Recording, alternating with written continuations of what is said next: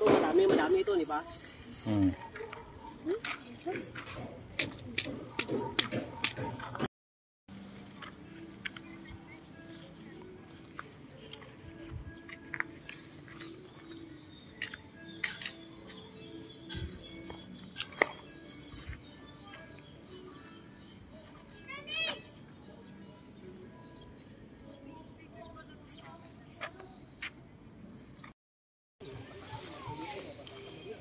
Lupa, so yun, pwedeng parking yung harap mula dun sa orange hanggang dito.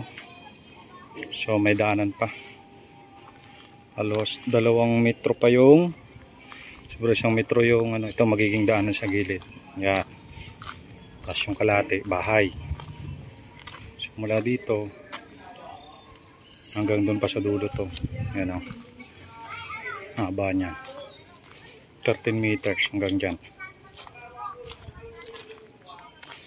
So mula dyan hanggang doon sa may dulo, yan o. Yan yung haba ng lupa. So ito, nagpagawa na rin na ba? Yan. Ganyang kahaba to pag nagawa. Yan, ganyang kahaba. 13 meters din yan. So ito yung nauna.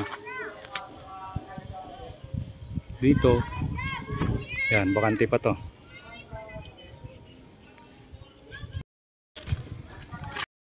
So, na-miss niya daw maglinis, yan na-miss niya maglinis nung lupa. Mag-uma na lang daw siya.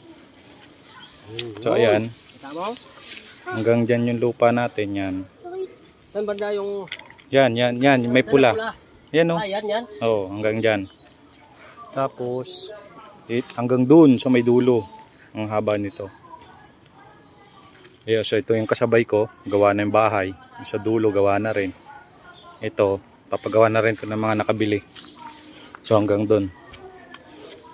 Dito, mula dun sa may kawayan na yan, papunta rito ang haba.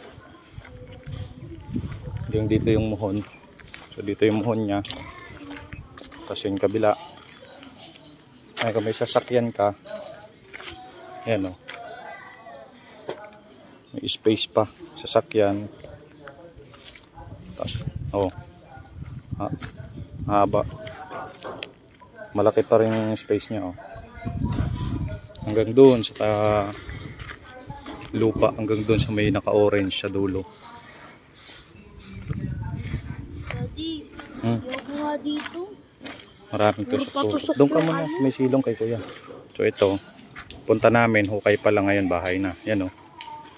So makapagpatayo tayo pag dumating na pera natin. Ano? Na-miss mo maglinis pa nga? Sanay tayo sa bundok, di ba?